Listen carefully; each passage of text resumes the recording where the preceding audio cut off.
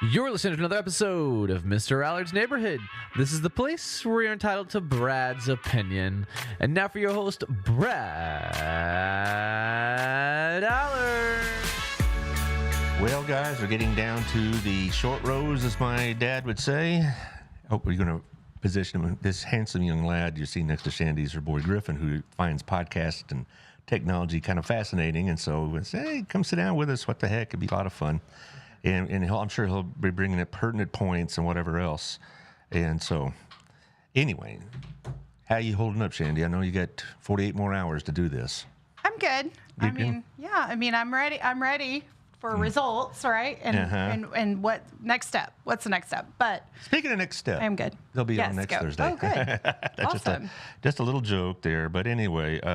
Well, Megan is in England right now. Yeah, I saw that. And I'm loving those pictures. I'm going to ask her about that when I see her next Thursday. Anyway, we're going to talk about, kind of a wrap-up on the school board races and whatnot. I ask your questions here. I'm going to ask her what she learned in her campaign, what the voters and parents have been saying to her, and what, hopefully if she's elected, what she is going to focus on. Everybody, there's a difference between having an agenda and having areas that you want to focus on, okay? Sure. And I think different people are gifted in different areas, right. too. And so like we've talked about before, you talked about the neurodivergent, which is a new term I learned. Things of that nature. I'm sure your, I wouldn't call them opponents. That's a bit harsh. Your fellow candidates, let's put it that way, have theirs. And I think I speak for the whole community when I say, for place 3 and place 4, thank you for running a campaign that we, as a people, expect and look for and wish for, because I've seen the three of y'all interact together, and it's been very mutually supportive and cordial and everything else. As it should be. As it should be. Yeah, I just don't think mudslinging really wins you any points. Well, and what mud are you going to sling on Miss Owen or Mr. Mitchell? Right. That would be, you'd have to really reach for that, I suppose. And whatnot. And as far as Mr. Richardson and Mr. Duke, it's been similar. Very a positive campaign. Vote for me because I'm me, not because I'm not the other guy. Right. And that kind of thing. Right. But anyway, I'm going to run through the sponsors real quick, and then we'll get on to this. Of course, we have the big guy, Daniel, at CrossFit Burleson, 317 Southwest Wilshire, at CrossFitBurleson.com. Check out the website for membership plans, the training they have, the classes, whatnot. So they have the whole thing there, but also it's supervised, regimented training. It's not just get up there and throw it around. So CrossFit Burleson, 317 Southwest Wilshire. And then, of course, we have young Miss Stogsdill here with her realty group. How is the realty doing? It's good. It's gearing up. It's spring. Yeah, you're going to be doing some business with the Allard family. The rates are going up this week. Yeah, I saw that. How is working with the Allard family now? Great. The Allard family is great. We love them. Yeah, so she's going to be handling some business for us, which we appreciate. Also, thank you to Our Place. I got to stop down here for a minute. I made a very facetious comment about Otto filing Chapter 11, and because he had one table and one seat open, but it was business and all this. Yeah.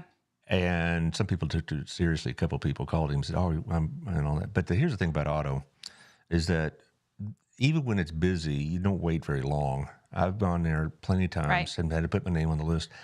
I would say the longest I've ever waited there was about 6 minutes. Yeah. Because they'll move you, they get those tables clean and whatever else. And so, some people have asked me, wow, it's always busy. Well, that tells you something, I guess. Yes. My number 2 does her Bible study on Thursday there with her group. Really? Thursday afternoon? Thursday mornings. They meet at like 7:15 in the morning before school. Is that right? Yeah, my Sunday school class, men and I, every other Thursday meet there. Oh, so in the mornings? Yeah, about 6:30.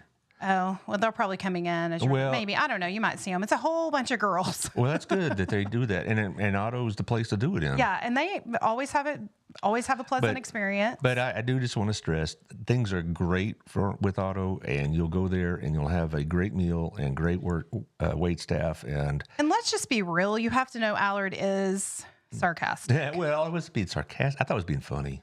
That's what I mean, though. Yeah, that's the word. That is just funny. Anyway, so I hope that's cleared it up. But Otto is a genuine asset to this community for the things he does, and I appreciate his sponsorship. Also, thank you to Chris. I also appreciate his sponsorship. Yes. He's he's busy over there at the Wild Cigar and Culture. They have happy hours on Mondays and Wednesdays and Fridays, and some like Tuesdays. They have certain drink specials depending on what they're specialized in that day. Also, the cigar lounge. You've already told me you like cigars. I do. Yeah, that humidor is great. You ever take him? He's old enough now. Not yet. Oh, okay. He's not quite One old more enough. year. Oh, I mean, he's old enough for a cigar, but not alcohol. I thought you were He's 21. No, I'm he's just 20. Okay, well, stay away from alcohol. I looked Look what it older did to than me. 20, but Okay. Also, thank you to Tiffany Nico at Local Life. The magazine should be out today. She usually mails it like the. Yeah, I got it. You did? You got it yesterday. What's on the cover? I haven't seen it yet. It was Happy Mother's Day, but there's also an event center in Alvarado that looks really cool, like for weddings and parties. And, yeah, Yes, and we. the Pines, I think is what it. I yeah, don't know. it looked really beautiful. So, I know that. and it's a young girl that owns it. I like it. You like female entrepreneurs, Well, don't you? and I like young people, like getting out there. Like, I think that's great. Yeah, ask her if she needs a sponsor podcast. Anyway. Oh, okay. Are we I gonna, don't know her. Tiffany could ask her. Yeah, I'm just teasing. Also, we're going to do them all at once this time, or are you going to split them up? We're going to do them all at once, okay? Because sometimes I split them up. Okay. And of course, Southern Jim. I've been talking to Gayla. I saw her yesterday. The target date for moving downstairs is Memorial Day weekend. She really wanted it done by this Saturday. I know. She does love the Derby. Yeah, it's a Kentucky Derby. She want to have a Kentucky Derby party with the hats and the mint juleps on it. They'll do that next year. So go check out the jewelry. And she posted some really beautiful earrings yesterday. Yes. Yes. And Robin sends me stuff for me to post as well. Sometimes I think it's a double message, not just to promote Southern Jim, but to get mine in front of it. You know, Well, I mean, Mother's Day is less than 2 weeks away. every day is Mother's Day at my house. Anyway, Robin. Yeah. We'll get her opinion on that. okay. Also, thank you to First Do Detailing. I saw Caleb yesterday as well. 817-776-0478. Nice. Well, a lot of people at B&I have used him. They swear by him. They think he does a great job. And he'll come to your house or your business and. Spring is such a hard time. I always feel like every time I think to wash my car, it rains. Well, or get that yellow dust pollen all over it. Yeah. So. He'll take care of all of that. probably clean my car. You got to clean your car? Well, Oh, goodness. His car is definitely it's a boy's car, huh? I keep forgetting to clean it. Oh, bless your heart. Well, talk to First Do I don't have to Detailing. ride in it. That's all I care about. All right. Also, the new sponsor, Old Pro Roofing. I saw John yesterday as well. Several of these are B&I friends, as you can tell. 817-734-2756. And they'll come out and check your roof and give you an honest appraisal. If you need a little repair, great. If you need overhaul, great. If you need nothing, great. They'll tell you. And John I've really gotten to know him well the last month. He's a very fine young man. He comes from a good family. Nice. Old Pro Roofing, also, I see several signs in the community, which tells me not only They've been they're- around a minute. yeah, been around, and they're very active in the community. So thank you, Old Pro. Also, Texas Farm Bureau, Melissa Harmon, again, another B&I friend, 682-804-0534.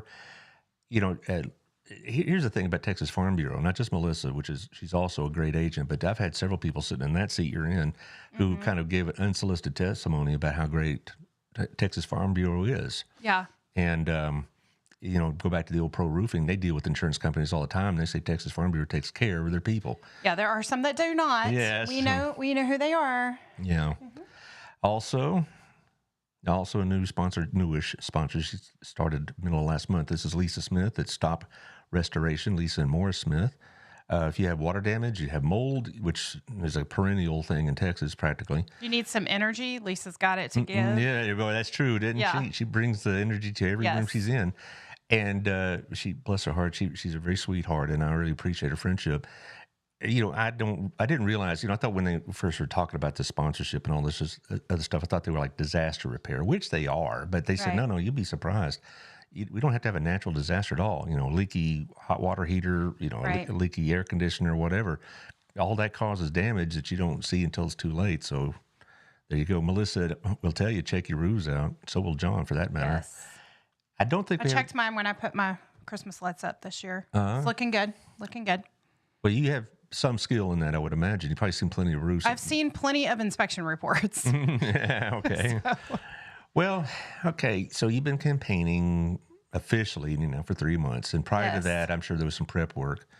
Yes. What would you say is the biggest thing you've learned about BISD since you've dug into all the I don't think it's unusual to any larger organization or any, where you have a multitude of people trying to do good work and communicate well, I think that things fall through the cracks and people feel unseen, unheard. Parents, teachers, sorry, in general, educators, kids sometimes. So I think it's more just people just really want to have a voice. And a lot of times they just feel like they're talking to a brick wall. I know right now, currently, my daughter is kind of talking to a brick wall that I'm going to have to take care of. Not as a potential board member, but as a parent. As a parent, right. And I've, and that's one of those things, like we try to get our kids to advocate for themselves, but sometimes we do have to step in and be like, hey, listen, if I'm emailing you, this has now become a problem. So, I just think that parents in general just want their needs and to not to necessarily be met, because I think that a lot of parents understand that to a large degree, the intricacies of their children, especially kids with 504s, can be hard to get right perfectly. Does that mean, you know what I'm saying? Right.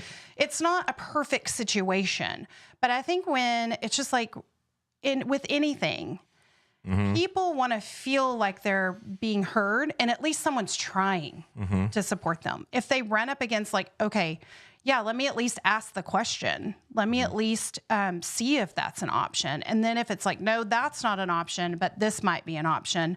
I think that creates a relationship and a working environment between parents and teachers and administrators that feels very much like, okay, maybe that's not what I wanted, but at least I'm getting something.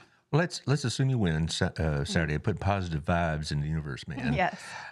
You have a parent emails who says such and such teacher at this school is treating my kid bad or not doing good for him or whatever else. Right. What's your response going to be? I think my first response would be, have you talked to the teacher? Right. That's what we would appreciate. Right. Have you emailed the teacher? What was the response in writing?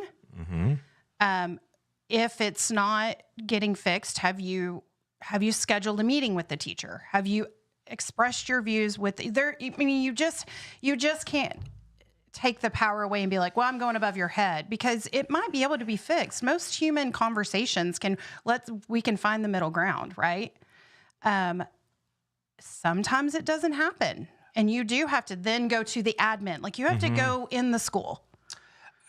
In my career, I don't ever remember going past the principal on one of these things. Normally, if they weren't satisfied with my answer, I'd say, look, but if kind of like, here's the process. You don't like, if you're not satisfied with this result, let's go talk with the principal. Right.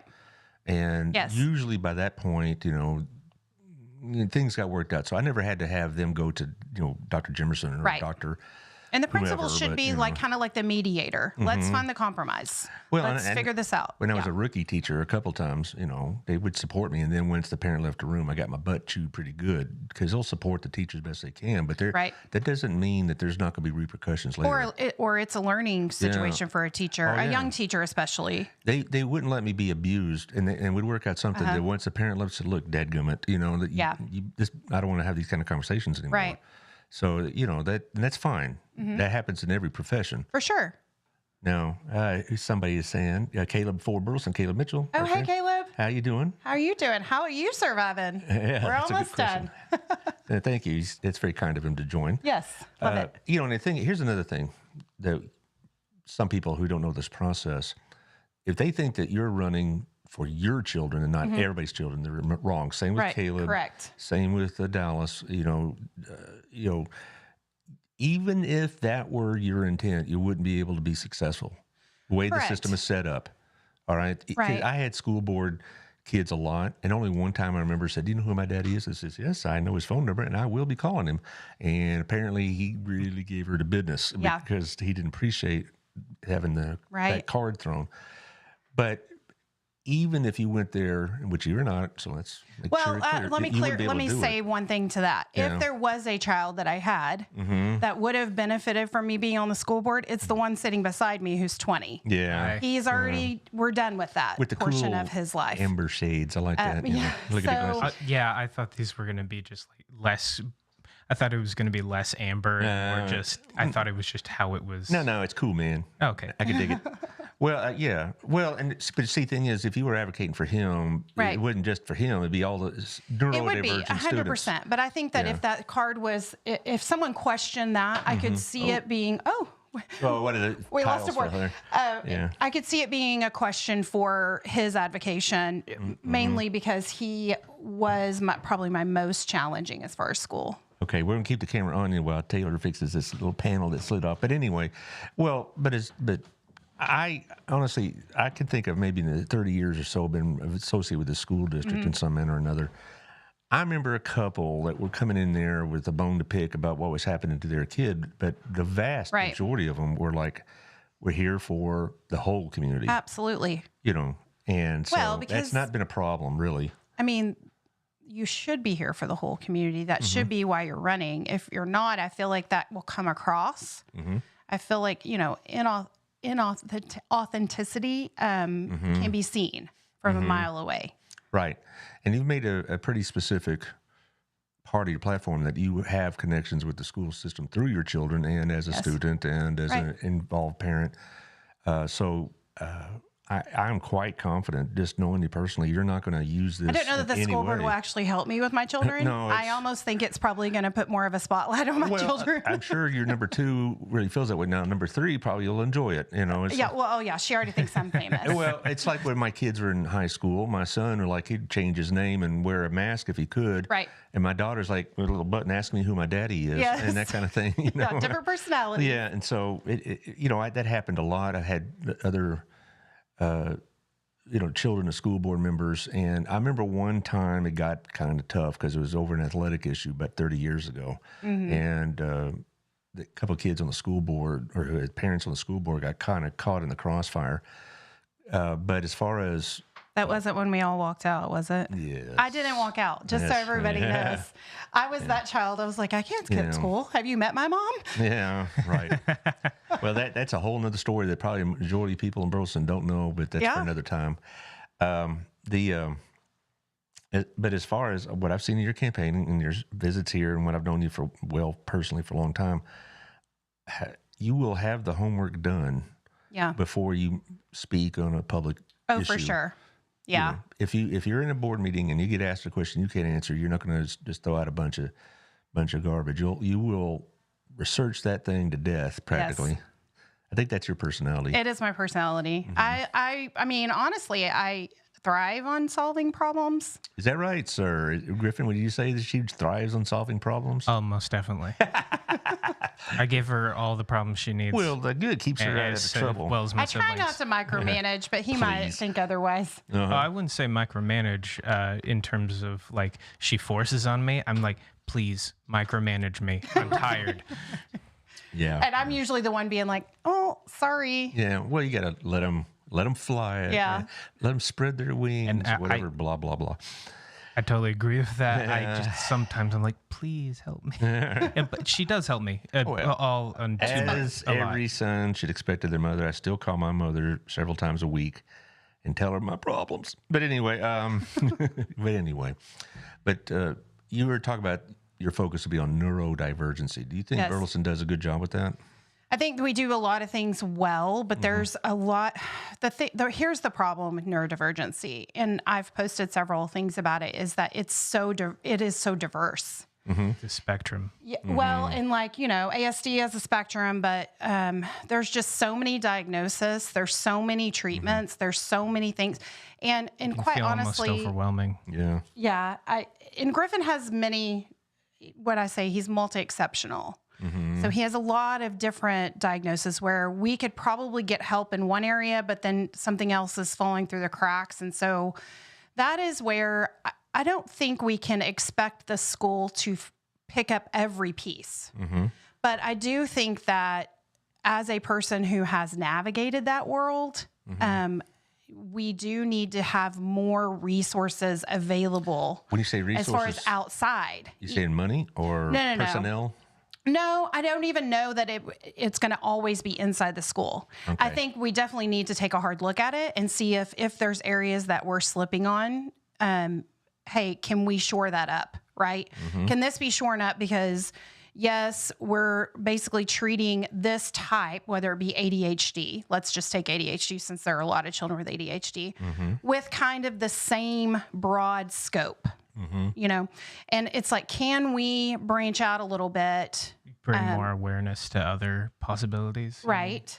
Or even just some small suggestions for classrooms that may not seem like they're making a big difference, but to the child, it would make a big difference. Well, this goes on at the university level. I get, they don't call them 504s, certainly, but accommodations. ADA. Yeah, something like that with both DBU and at Hill. And almost always are like where they're positioned in the room or access to my notes or length of time to take a test or read an assignment or something like that. And that to me was the bulk, even in high school, my 504 and other special needs students, of course, is just they were treatable. Yes. And not disabling type of situations. Right. Because Griffin, you have a job. Yeah, because IEP is a different, it's a different thing. Where are you working now, Griffin? Oh, I work at the Burleson Public Library. How about that? You know, hey, that's all those books. When they have a book sale, let me know. We just had one a few days ago. I mean, not a few days. 3 weeks ago, maybe. A few weeks ago. I'm sorry, I'm terrible with time ever since I left high school. Okay.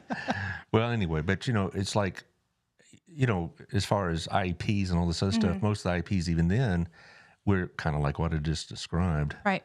And as far as like the students with serious, well, they're all serious, but I mean more significant disabilities, we had programs set in place for that. But, yeah, and I have a clear understanding that the school district, to some degree, has their hands tied in some areas. That doesn't mean there can't find not necessarily a workaround, but maybe just like, okay, well, let's just shift that. You know, I have found there's a lot of teachers who do the work anyway because they know that's what helps.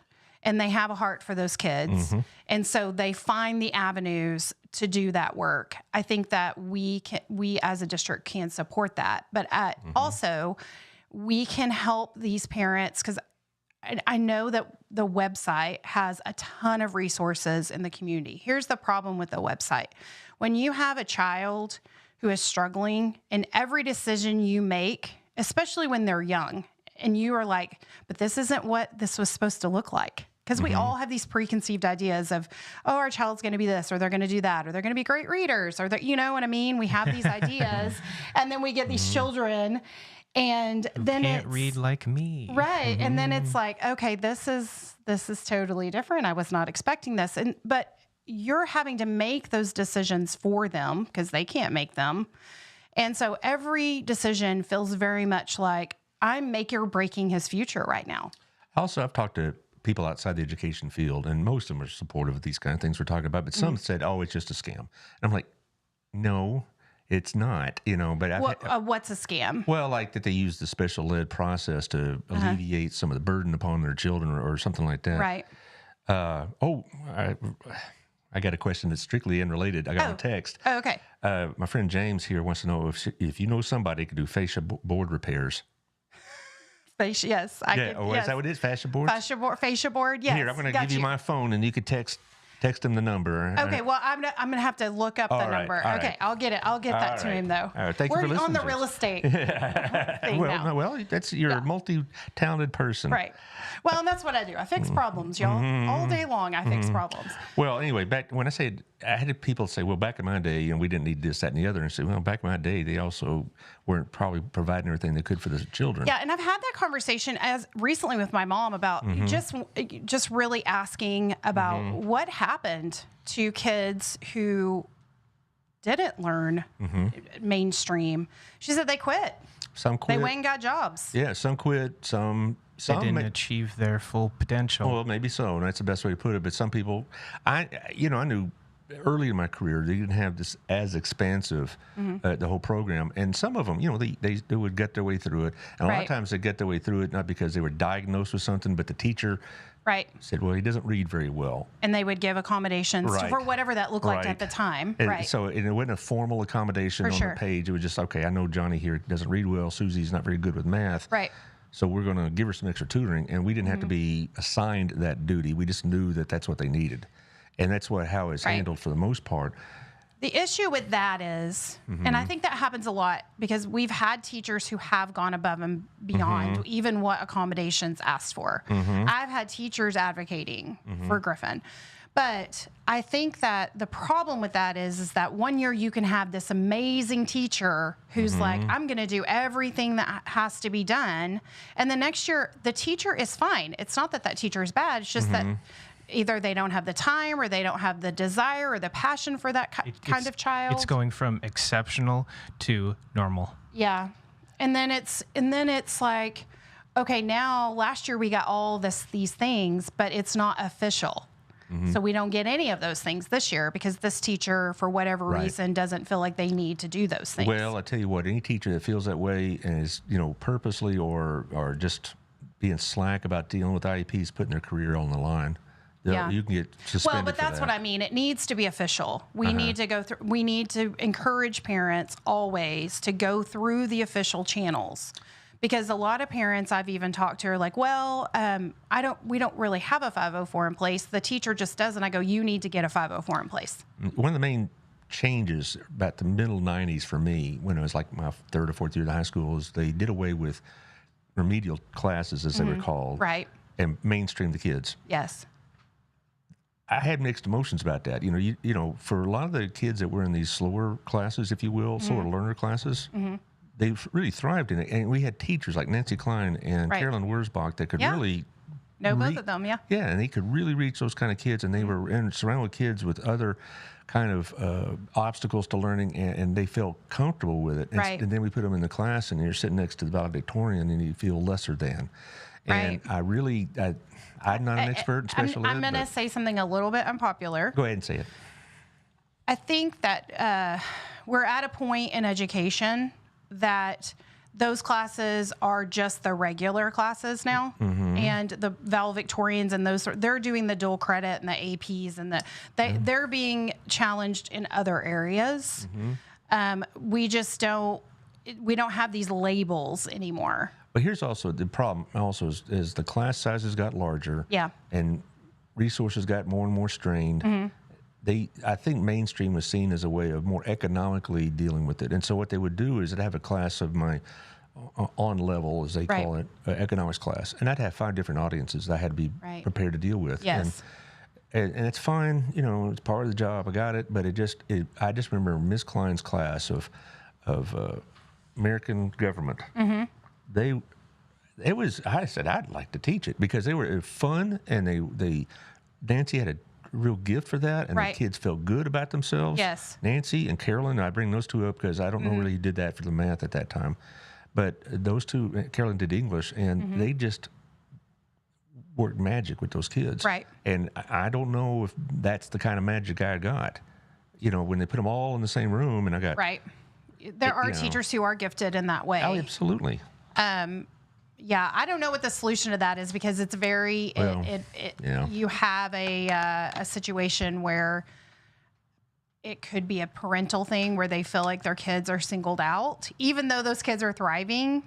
Well, there was some sort of unfortunate stigma placed upon a remedial class. I don't know exactly if they called it remedial, but that's what it was. I do. I mean, I think it was called remedial, and I think that was these kids knew that was the class they were in. And yes, and so people thought, well, we're going to help their self-esteem. Well, I don't know if that was really the case because with Miss Klein, they were succeeding, and then they put them in old man Allard's class or whatever. Yeah. And I got 31 kids, and some of these kids are better students than others, obviously, and they're being compared to these better students. And I don't know if it helped their self-esteem at all. Part of me feels like, and this is just me, y'all. This is me not really knowing. This is kind of this is what I do. I kind of brainstorm.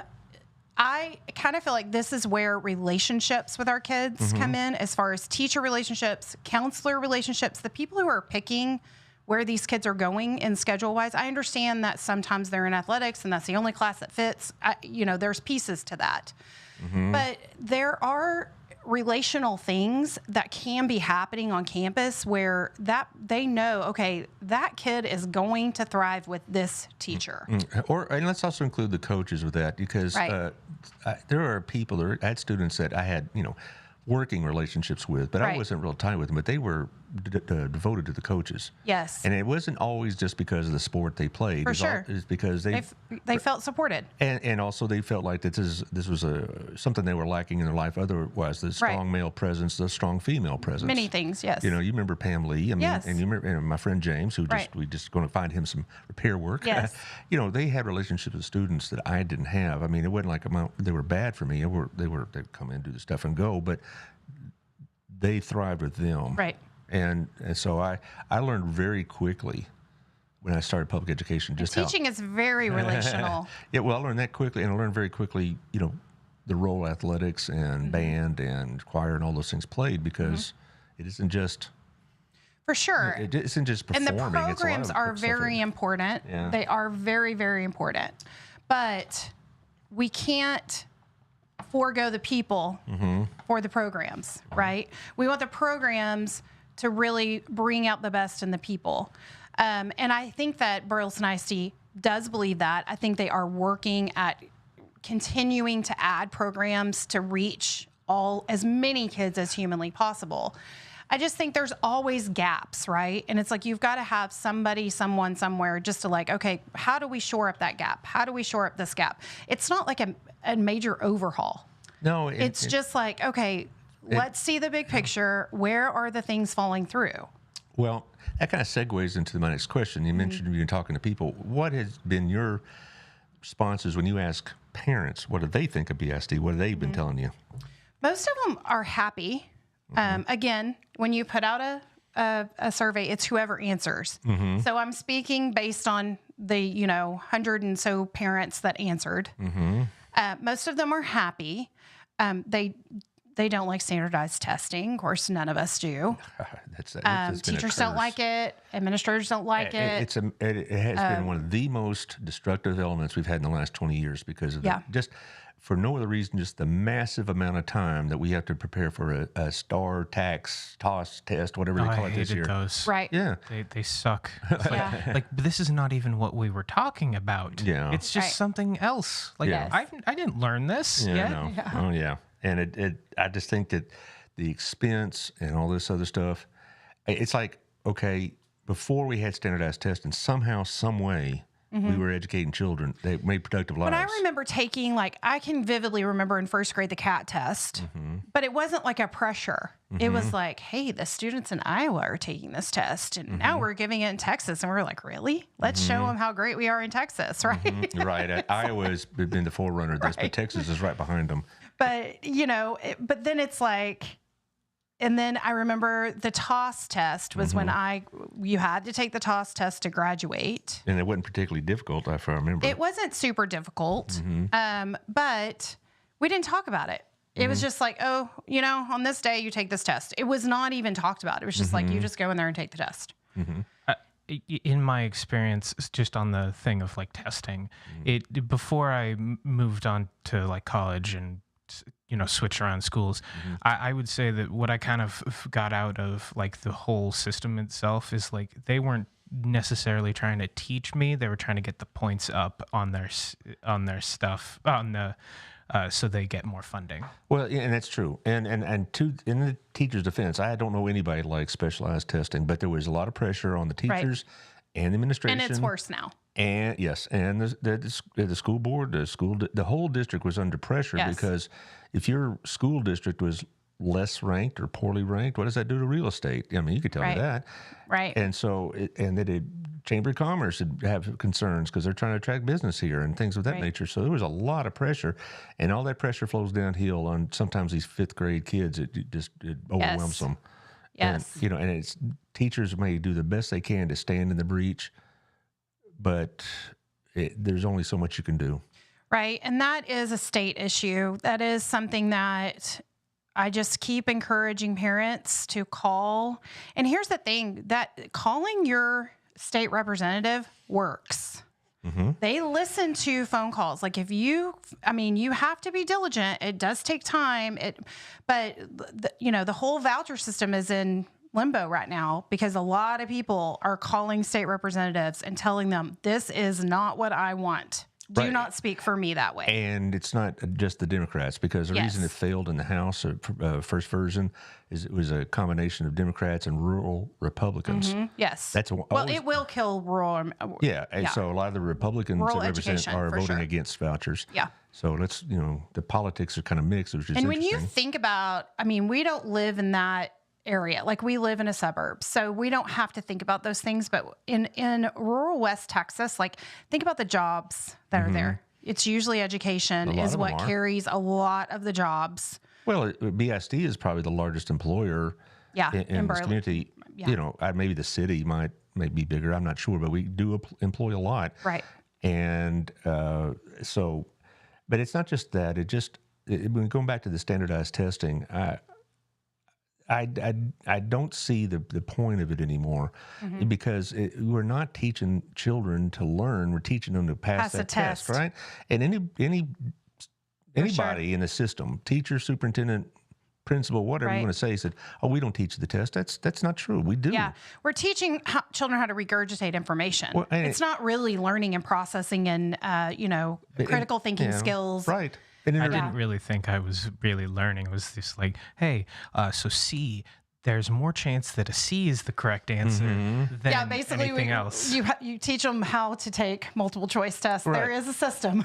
Well, and I really am not blaming people. I'm not trying to call people in the system liars or whatever else, but they don't have, if they're trying to tell you, well, we don't teach you the test, they don't have any other choice. All right, Dr. Jimerson doesn't have a choice about what the scores will in the rankings and the A, B, C, No, D for sure. thing. That comes straight from the state. Yeah, and that's why you have to talk to the state about that. Yeah, he can't say, well, drop dead, we're not going to do it, or else the state and the feds would probably disband But I our also district. think that as school board members, we do need to be, and I'm not speaking as to what's happened up till now, but we do need to be available to say, understand that concern. Here's your state representative. Please call them. Well, Please express that concern. When you are a member of the school board, you'll probably get your phone call returned better from, I don't know Mr. Burns at all, our state rep. I've never met him. He seems fine. I've never heard anything negative about him. I don't know the state senator at all. Right. But I knew the previous one, even though for some people she was too liberal, at least she had a background in education. And that helped. Right. Mr. Burns, from what I understand, I may be talking out of turn, but I believe his wife is or was a school teacher. So maybe that'll give him some connection. Well, we all know, his wife is probably nudging him a little. But. Well, absolutely. Oh, absolutely. Oh, is that what my wife does to me? It's a nudge. It's just a nudge. Yeah, I thought it was more like a shot to the ribs. Oh, no, that's not true, Robin. Yeah, I know Robin. yeah, She's super sweet. Yeah, you wait. Okay. Okay. But here's the thing is, have parents come to you and say, we want these things done and we expect you to do them, or are they just like, hey, we just want to be heard? Most parents just want to express a concern, to know that it has been heard. Sometimes it's just having someone who's like, okay, you've been through this. Like you understand the frustration that I face every single day. Right. And having one child with a 504 is one thing. Having multiple is a whole other animal. It's like constant because each child has their own needs, and every child has different needs, right? But, and we do that as parents. We shift our teaching and our parenting and all the things for each different child. But you're talking about a system. You're having to work within parameters inside a system, and sometimes it is a battle, unfortunately. Wow. And then, it's not that we don't want to fight for our kids, but we're exhausted sometimes. And even though I was in the district a long time, I had problems with administrators over my children, Yeah. It isn't like we got special treatment. Sometimes I think, hey, and had to deal with them as a parent and not as, an employee or a fellow colleague. It's also hard on teachers and administrators for parents to be coming at them like that because let's be real, when it comes to our children, we are very emotional. Really? Yes. I've never seen that with Robin. She's like, yeah, whatever. You kidding me? So, it's like all the emotions are coming, correct? Like they're just all coming. And sometimes you just need a place to take it for it to diffuse. Not even for it to be fixed per se. Yeah. But you have to take it so it can diffuse. Uh-huh. And then you can have somebody be like, okay, have you thought about this? Have you thought about that? What about this? And sometimes they just need, it's like when you're writing a paper and you are at a block and you just need a different set of eyes to read that paper and be like, well, have you thought about talking about this next? Right? It's the same thing with sometimes when we're in this like, we feel like we're in a battle and we're kind of blinded by what the options actually are because we think we know all the options, right? Which is not true. We can't possibly know all the options. Nope. And so sometimes you just need another person to put another set of eyes on it and say, hey, have you tried this? Or have you talked to this person?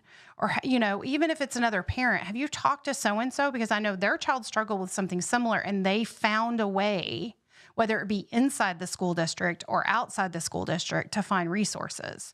I constantly am looking, like I met with someone recently. I met with I'll just say it. I met with the SOS, which is Success on the Spectrum. It's not a nonprofit. It is literally an ABA, behavioral therapy, and they do all kinds of things for autistic children. The entire time I was meeting with them, I had a child in my mind that I just had a recent conversation with. Right. And we're not talking about yours, right? No, Okay. no, because not that he couldn't benefit from ABA. Yeah. He'll always be able to benefit, but we're not in those formative years where it's like, now's the time, right? We got to get it done. I'm locked in. Yeah. I'm going to act like this for the rest of my life. Yeah, we got fair warning, guys. You heard. But anyway, I immediately sent the information to the parent because that's how my brain works. But that's how my brain works in work too. Like, you need a fascia guy. I'm going to connect you with a fascia guy. Like, so-and-so needs this. I'm going to connect them with, that's what I do. That's how my brain works. And I feel like that is an asset for the board.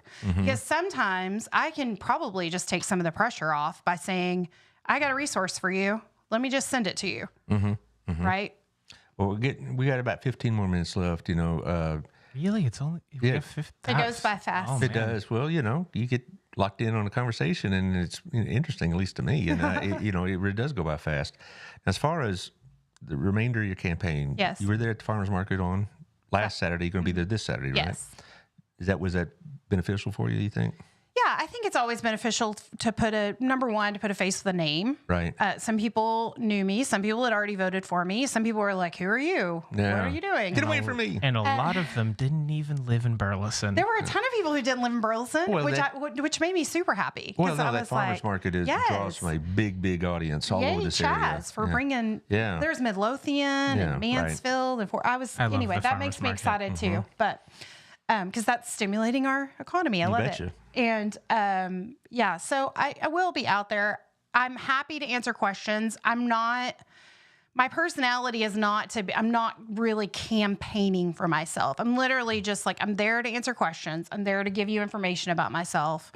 But I try not to Hammer people. yes. Yeah. Nobody wants to go to the farmer's market and be like, oh, you should vote for me. Are you sure? Are you sure? Are you sure? Are you sure? And that's just not my style. So if that's what you're looking for, that's just not who I am. No, I don't think. I think people would appreciate the low key approach as opposed to the. I hard actually sell. have a business event at the market too, so I'm doing dual purpose on Saturday. Yeah, For your real estate company. yeah, for my clients. So we have an event for our clients. Well, at the that's farmers good. Market. Yeah. So you're not going to be sitting by the polls at the sub courthouse Saturday. No, I don't have time for that. Well, I don't think has any effect on the election. It's. I mean, I can understand.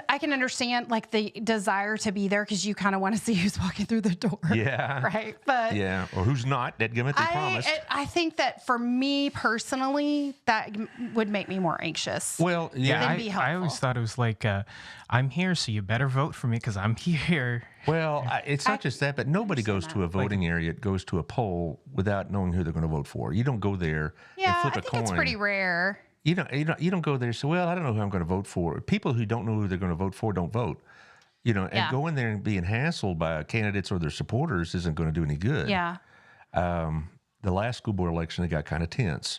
Oh. The one in August. Yes. And, it was unpleasant in some situations, some unpleasant confrontations. We have not had that. Thank you, Caleb and Dallas. Oh, you're not going to have it. If Dallas or Caleb or you encounter each other, I've seen you encounter each other. It was always cordial, very and civil. respectful. Right. Yes, we all respect each other. Right. But as far as like going there and you see all these signs, it's like great, but I already know who I'm going to vote for. Yeah. I never walked into a polling area 50-50, flip a coin. Right. God, strike me with which one I need to vote for. No, that's all been taken care of. And people that don't have that level of interest just don't show up. I just would rather be at the market and just, I'm going to be doing dual purpose. So it's not, I have to work too. Yeah. I do have a job as well. Yeah. Day job, But I don't know. I kind of, it bothers me. I mean, I've seen it in the last 3 elections when they did it at the city hall and done it at the courthouse. They did it at school board. I could see. I was thinking. I had this thought the other day that having the elections at city hall, I feel like does get more people out. The issue becomes, I can imagine that on Saturday when the market is there, that would be a disaster. Well, just. Because there's no control over who's talking to who or who's where or who's, and then there's no parking because we need parking for the market. So no, it's better to sub I can see that the sub courthouse is better. I just think the optics for people is like, go to the city to vote. A lot of people are like, well, it's not the city this year, but. Well, they also, now that they redid interior of the sub courthouse, they have a room and a process specifically set up for voting. Yes, no, that was good. Yeah. I think that it was pretty easy. But it just, honestly, the reason I think a lot of people vote early now is because they don't want to run that gauntlet on election day. Yes. Because you walk, like when they did the city, I remember like 2 years ago when we did the city elections at City Hall. Yeah. There were people lined up down the sidewalk, and I felt like it was like some. That would be so nerve-wracking. It is, because you only have one vote. Right. And some people, hey, buddy, we need to vote. And other people are like, hey, you better vote for, whatever. And a lot of people felt uncomfortable. Unfortunately, I don't know what this speaks to my character, but I'm the type that I'm like, if I feel pressured to vote for you, not doing it. Well, I almost will vote like the complete opposite to be like, sorry, you kind of bullied me. I'm not a peer pressure person. I never have been. No, but I just think it like what I saw on the city council elections in 2021, it was unpleasant because they had some very high interest campaigns, shall we say? That was an ugly election. And I do 2020 recall it. was, and this one is, in the mayor's race at least. And that's why I thanked you earlier, but the 3 of y'all conducting a race as it should be. I just don't see that it needs to get ugly. We all bring something different to the table. Yeah. We're going to express our views and what we feel like we can do in the district. And I think that you just make an informed decision by knowing who we are, not who we're not. Well, one last word about the gauntlet, so to speak. I would, if I were, somewhat unfamiliar with the people, I would take a look at their supporters and see, how they conduct themselves at this type of an event or any other kind of election event. If I don't know these people that are running, but I see their supporters acting in an appropriate way or in an inappropriate way, that to me will make a big difference. And if it's kind of that old standard of you are who you associate with. Yes, and what you allow to happen in your name on these campaigns. There's things have been said not by the candidates directly, but their supporters, and they have not been. Yeah. Reprimanded for that. And I'll tell you, like, even in business, my name is on my signs. And so I've always been very particular about who I work with because, in real estate, it's very popular just to be like, oh, we'll just throw agents at the wall and see how they do. Right. But that feels very yucky to me because, like, that's my name that you're working under. And if I don't trust you to have integrity and to take care of our clients and to do it in such a manner that I would do, you can't work with me. Well, that's kind of how I feel about my sponsors as well. Right. I mean, I feel like I feel a responsibility to them not to get off into the weeds or conspiracy theories or weird stuff. And Right. also, I feel a responsibility to y'all about who else comes on board and becomes a sponsor. Like Old Pro and Stop, they fit right in. Right. But now would Twin Peaks or something like that? No, they're not. That is so fun. Yeah, Robin would scab my knob, as I say. Oh my goodness! I don't think Twin Peaks needs advertisement. No, but I'm just saying, that kind of deal, or if I know the person that be disreputable, I'm not going to have them on. I don't care if they pay on time. Yeah. Because I got criticized for not having all the candidates on. I said there's a couple that won't be on. Yeah. What's your show? It's my personal sense of integrity, but that doesn't fly with everybody. But you got the last minutes. You tell us everything you would want a voter to know about you and where to do it and how to do it, whatever. So I actually just made a post because I've been thinking about this for the last few days. It feels like kind of the calm before the storm, right? Mm-hmm. Like we're all kind of like, we've been in this like tornado of campaigning and now it's like settled a little bit. And then Saturday is going to be high emotions, I think, only because will I be okay? Sure, we'll all be okay if we don't get elected, but we've all put a lot of work into this, right? So I was thinking today on my way to take my daughter to school, on the way home, I was thinking of like, why am I running, right? What's the why? Because I do have 3 kids and I do have a job and I do have a busy life. And so one could say, do you even have time for this? But this was a discussion you and I had many times over many months. And for a while, I wasn't sure, right? I really needed to pray about it. I talked to many people that I respected who also have an insight into my life and what it looks like. And after many months of thinking about it and asking myself 2 questions, do I have something to bring to the table that's important? Yes, I do. I feel like I have, I've been like my parenting and education has been forged in fire basically with, with Griffin. We love him. Yeah. That was the test. Every firstborn's usually the person the kid you test on. It is true. Firstborns are a little bit disposable. I'm sorry. No, my mama didn't think so. I'm the firstborn. She thinks I'm really swell. I think he's swell Are you an only child, though? I think he's swell, and I think he's perfect. I think I didn't get everything right. And so, I can look back on that journey and give insight as to this is what I did really well, and this is what I didn't do really well, right? And then saying that, so yes, I have something to bring to the table. I also have children still in the district of a 5th grader. So I'm in this for at least 6 more years of navigating what the district is implementing and figuring out, is this working? Is it not? There are things that are done that look great on paper, but they're not working for parents. And I have got to, I've got to be communicating with teachers for the next 6 years. So then also, can I give 110% to this? Because, you can have something to bring to the table, but your life just is not, you're not a place.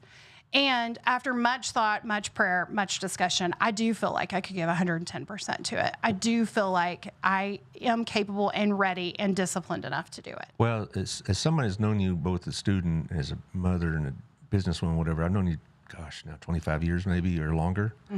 You were this way as a student, too. You were always focused on whatever task at hand. You always this is what I'm doing now, and I'm going to get it done. But I wasn't scattered. Right. I've never been. I'm pretty intentional about the tasks that I take on. Right, and so this is perfectly in line with your personality, and that's why this is one of those happy circumstances in a sense. I could vote for you as opposed to she's not as bad as the other one. Mr. Mitchell and Miss Owen are wonderful people. Right. But you only get 1 vote. Right. And if the others cast votes for them, then great. That's the American way, right? Right. And the same thing with Mr. Duke and Mr. Richardson. I mean, I voted for Mr. Richardson, but it doesn't. That's not has anything to do with Mr. Duke. He ran a a good campaign. I thought it was honest. Well, and I think that when someone is campaigning properly, you are drawn to what they bring. Right. And so your vote should be based on, you know what, they're speaking to me. This encourages me. It's not about who do they know, what do they know, what is their degree plan, where did they go to school. Even that I grew up here, yes, I have a lot of skins in the game as far as I grew up here. I'm raising my kids here. But that alone should not get me elected. Well, what should get me elected is what I'm going to actually bring to the table. Well, Rob and I voted last Saturday, and it was a positive vote, and we don't always get that. And we were voting for you, not against others. And well, I appreciate that. And same with Brian. And I hope that's true of everybody. I hope that's true. I hope that everybody sees it this way. Right. That I'm at peace, so to speak, with the school board elections. Yeah. Because I think the winners will be appropriate. Good. And that's a nice thing to have. Now, as far as your future, would you ever run again if it didn't work out for you Saturday? Let's take that. I'm not going to say no. Yeah. I always say a lot can happen in a year. You know, I don't know what my life looks like from year to year, right? So, like, many things could happen. I didn't mean to throw you such a fastball. No, it's fine. I think that my desire to serve will always be there. So, if my life aligns with being able to serve well, I will run again. Well, we're still going to have positive thoughts, man. Positive waves, Moriarty. Right. And so, anyway, I appreciate you being here. And we need to have you back on as real estate. Yes, real estate. Let's do that. Yeah, we've talked a few times about the schools and all this, but let's talk about real estate sometime in the summer. Well, and we all know, and I know your appraisals came out, and I know everybody is stressed out about it. You know, if you have questions, you can always reach out to me about your appraisals, and because you only have till the 17th to protest that. I don't even know if I do protest it. I don't know what good it's going to do. Tell you the truth. I don't know that you can protest it because you're over 65 exempted. I'm not over 65. You not? Oh man! See, I just lost it. I'm glad he already voted for me. Are you over 62? Whoa. No. Oh. You're not? Whoa. See, this is what I get. The only reason why I ask is because of my work. Of course. You're homesteaded though. Yes. Okay, so you do have an exemption there. I am 60 years old. Are you? See, I just lump everybody over 60. Like now, too late. It's out of the bag. I'm glad I already had his vote. It's all right. I know I'm going to go eat my oatmeal now. Just don't watch me take my teeth out. All right. Anyway, I got a big show coming on Monday. A gentleman named Joey McKenzie, who's played with Asleep at the Wheel and with fun. And with Lyle Lovett and Bob Wills' Love band. Asleep at the Wheel. Yeah, I do too. Yeah, he's going to come. We're going to talk about his musical career and whatnot. And then Tuesday, Crazy 8 with Liz Murphy is going to be here. Oh, good. They have a big event. On week from Saturday. And then next Thursday is Next Step Women's Center with Megan and probably Summer. And, they have an event coming up in early June, that Walk for Life. Yes. So it's going to be nice to not have to talk about politics all next week. I bet. Me too. It'll be nice for me too. All right. Well, go vote 7 to 7. Elk Drive, Sub Courthouse if you're in Johnson County. Bicentennial's the easiest one if you're in Tarrant County, and it's in Crowley. And vote, and honestly, vote for the person you feel like can represent you the best. But I would love your vote. Yes, but I was about to say that. But we'll take it. Vote for Shandy any way she can get it. So. Right. Whatever. Okay, sorry. We're getting a little loopy here. We're both pretty tired. Yeah. All right, Taylor. Vote your conscience. Taylor, I know. I'm not even going to ask you. Wait a minute. I do want to ask you a question, Taylor. Yes. Today is May the 4th. Which is better? Oh, May Star Wars or Star Trek? Star Wars. Star Wars. Star Wars. Although I grew up as a kid watching Star Trek. I did like Star Trek too. Okay. All right. I don't know. Even time. I'd have both because I want to appeal to both sides. Oh, yeah. Yeah. I like Captain Picard for Star Trek. Okay. What an outro for this episode. I know. I mean, okay, I know. We're getting a little silly here. We'll see you all Monday.